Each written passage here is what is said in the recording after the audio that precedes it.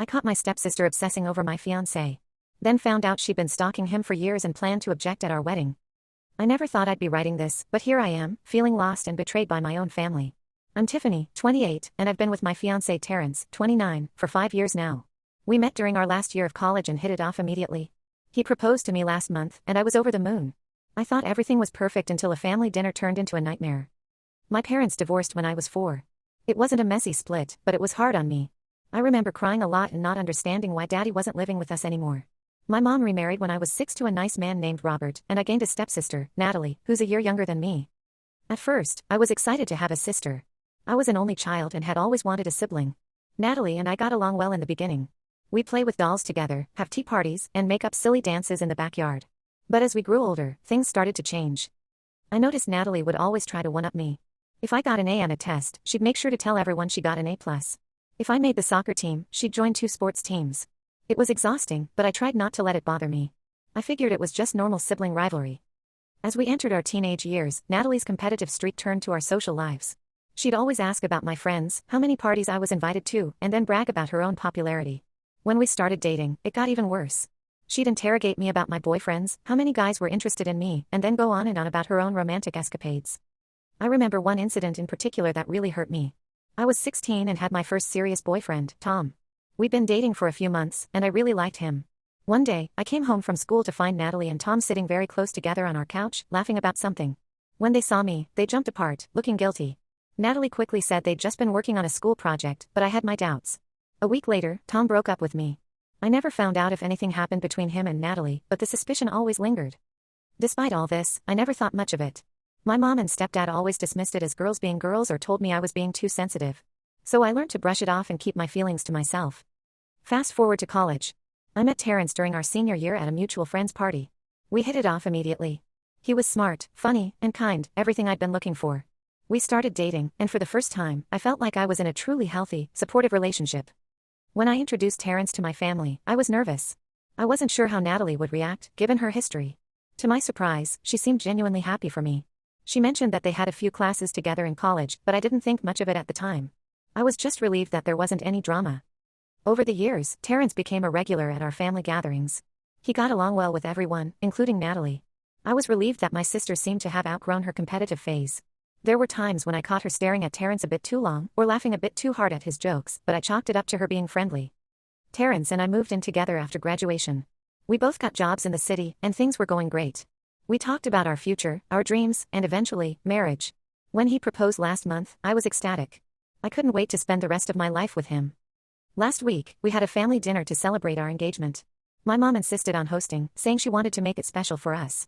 When we arrived, everything seemed fine at first.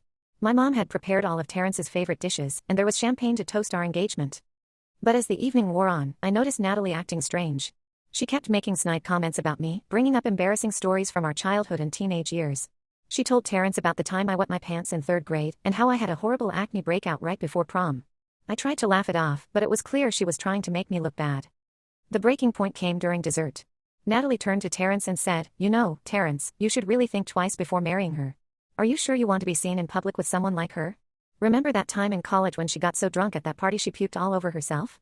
She laughed like it was a joke, but I could see the malice in her eyes. I was shocked, but what hurt more was my mom laughing along and adding, "Natalie's not wrong, Terrence.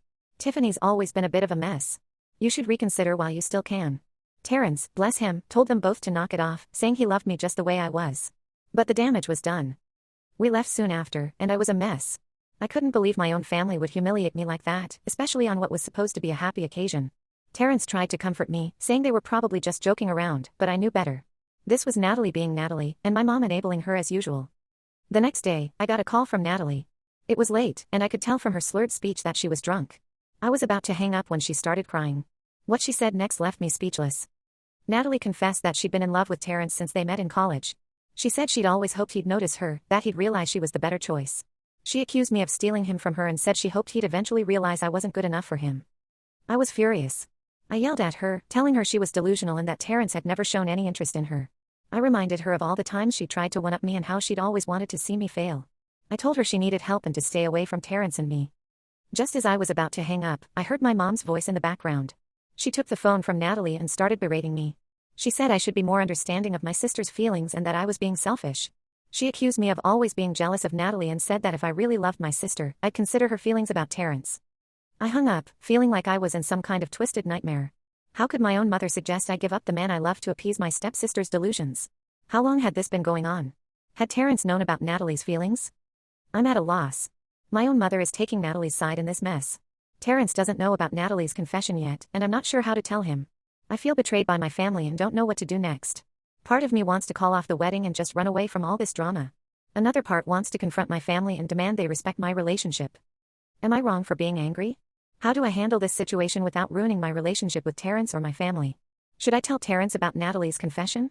I feel like I'm drowning in a sea of confusion and hurt, and I don't know which way to turn. Edit. Thank you all for your supportive comments.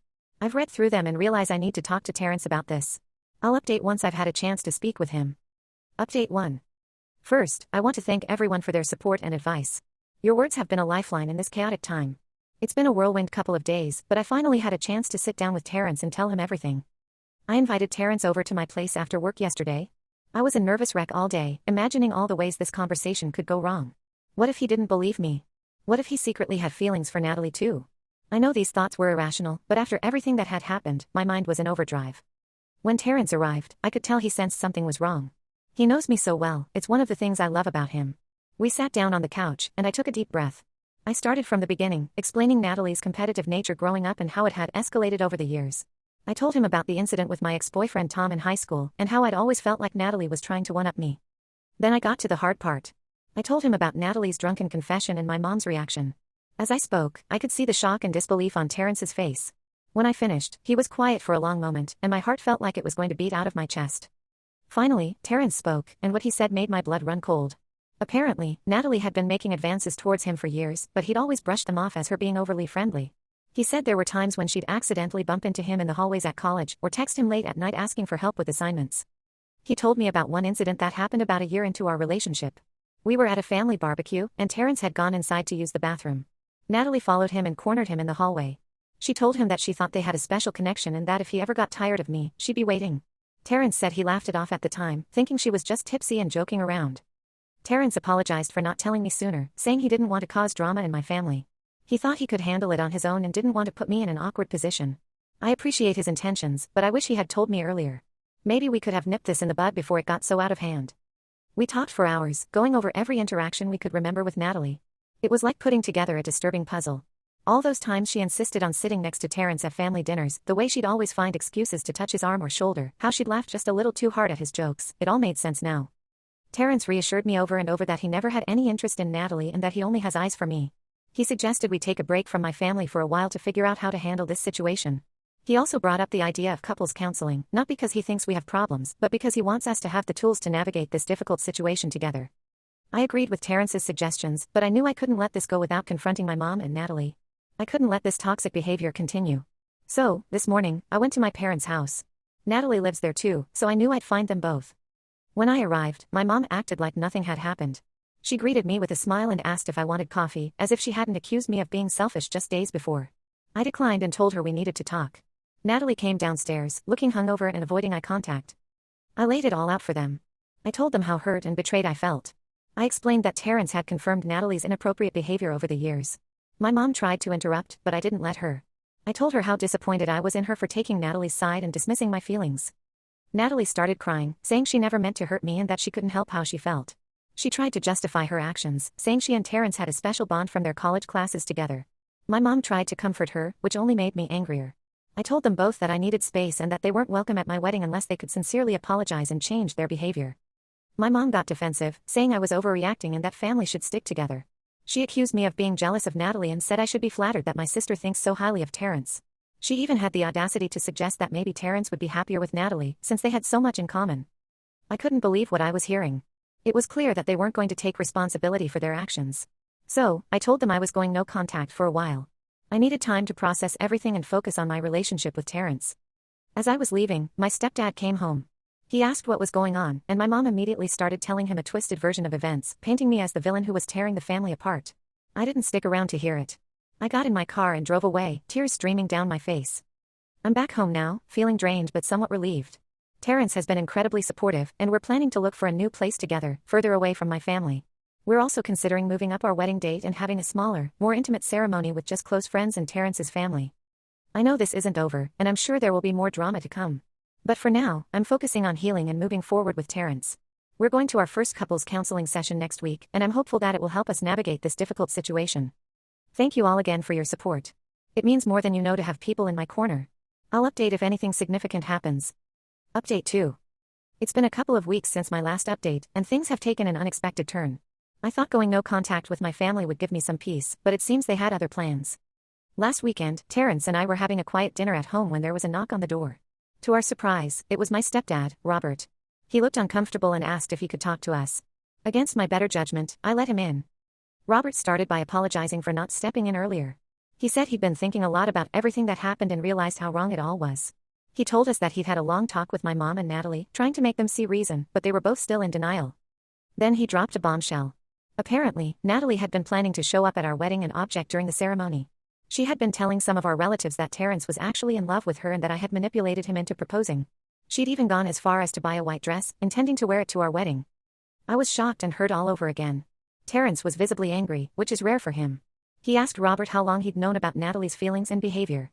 Robert admitted he'd had suspicions for years but didn't want to rock the boat. He said he'd always hoped it was just a harmless crush that Natalie would grow out of. We talked for hours. Robert shared stories of Natalie's obsession with Terrence that we hadn't known about. Like how she'd volunteer to do laundry whenever Terrence stayed over, just so she could go through his clothes. Or how she'd insist on cooking meals for him, claiming she knew his favorites, information she'd gleaned from stalking his social media. Robert told us about an incident from last Christmas that made him really start to worry. He'd overheard Natalie on the phone with a friend, talking about how she and Terrence were meant to be together and how she was just waiting for him to realize it. When Robert confronted her about it, Natalie brushed it off as a joke, but he could tell she was serious. Robert said he felt guilty for not putting a stop to it sooner. He told us that my mom had always babied Natalie, excusing her behavior as just a crush or sisterly admiration. He realized now how toxic it had become and how much it was hurting everyone involved. Before leaving, Robert handed us a USB drive. He said it contained evidence of Natalie's obsession, screenshots of messages she'd sent to friends about Terrence, photos she'd taken of him without his knowledge, even a journal entry where she'd written about her plans to break us up. Robert said he'd found the journal while cleaning Natalie's room and felt we needed to know the extent of her obsession. After Robert left, Terrence and I stayed up late going through the contents of the USB.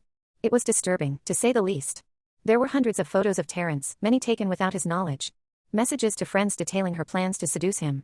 Even a list of reasons why she'd be a better girlfriend for Terrence than me. It was like looking into the mind of a stranger, not the stepsister I'd grown up with. One entry in particular stood out. Natalie had written about a time when she'd accidentally run into Terrence at a coffee shop near his work. She described how she'd worn his favorite color and laughed at all his jokes, convinced that he was flirting back. Reading Terrence's account of the same meeting, where he described feeling uncomfortable and trying to leave quickly, was eye-opening. We're both shaken by this revelation. Terrence feels violated, and I feel a mix of anger and sadness. We've decided to consult a lawyer about possibly getting a restraining order against Natalie. The idea of legal action against my own stepsister feels surreal, but we need to protect ourselves. As for my mom, I'm deeply disappointed in her. Robert told us she's still defending Natalie, saying she's just confused and needs support. I can't understand how she can justify this behavior. It's like she's chosen Natalie over me, and it hurts more than I can express. We're considering moving up our wedding date and having a small, private ceremony instead of the big family event we planned. We also might move to a different city after the wedding, just to have a fresh start away from all this drama. Terrence's company has an office in another state, and he's looking into transfer options. I'm grateful for Robert's honesty, even if it came late. At least now we know what we're dealing with and can take steps to protect ourselves. It's strange to think that the stepfather I once resented for replacing my dad is now the only family member I can trust. Terrence and I are trying to focus on our future together, but it's hard with this cloud hanging over us. We're going to continue with couples counseling, hoping it will help us process all of this and come out stronger. I'll update again if anything significant happens. Thank you all for your continued support. Update 3. It's been a month since my last update, and a lot has happened. Terrence and I decided to go ahead with our plan for a small, private wedding. We only invited a few close friends and Terrence's family. My stepdad Robert was the only one from my side who attended. The ceremony was beautiful and intimate, exactly what we needed after all the drama. We held it in a small chapel, with just 20 guests. I wore a simple white dress, and Terrence looked handsome in his suit. As we said our vows, I felt a sense of peace I hadn't experienced in months. We felt so much love and support from those present, it almost made up for the absence of my mom and the rest of my family. However, our peace was short-lived. The day after our wedding, we received a barrage of angry messages and calls from my mom, Natalie, and even some extended family members. They were furious about being excluded from the wedding. My aunt called me selfish for not inviting her kids, my cousins, who I've never been close to. My grandmother left a tearful voicemail about how I'd broken her heart. But the worst was Natalie. She went as far as to post a long, dramatic message on social media about how I had stolen her soulmate and torn the family apart. She shared childhood photos of us, captioning them with things like remembering when my sister wasn't a backstabbing witch. It was humiliating and infuriating. Terrence and I decided enough was enough.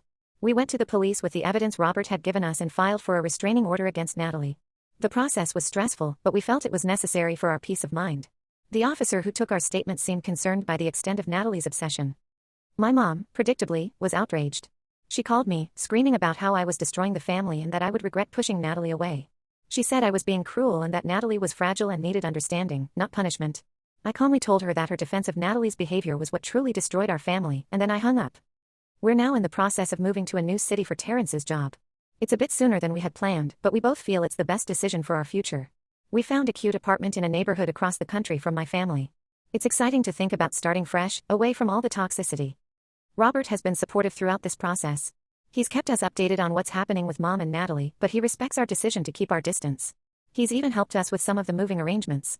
It's strange how this whole ordeal has brought us closer together. As we pack up our life here, I can't help but feel a mix of sadness and relief. I'm sad for the family relationships I've lost, but I'm relieved to be free from the constant drama and manipulation. I find myself wondering if things will ever be normal with my family again, but for now, I need to focus on my new life with Terrence. Terrence and I are excited about our new home, new jobs, and the possibility of starting a family of our own someday. We're continuing with couples counseling, which has been incredibly helpful in processing everything we've been through. This will likely be my last update, at least for a while. Thank you all for your support throughout this difficult time. Your advice and kind words have meant more than you know. Wish us luck as we start this new chapter of our lives.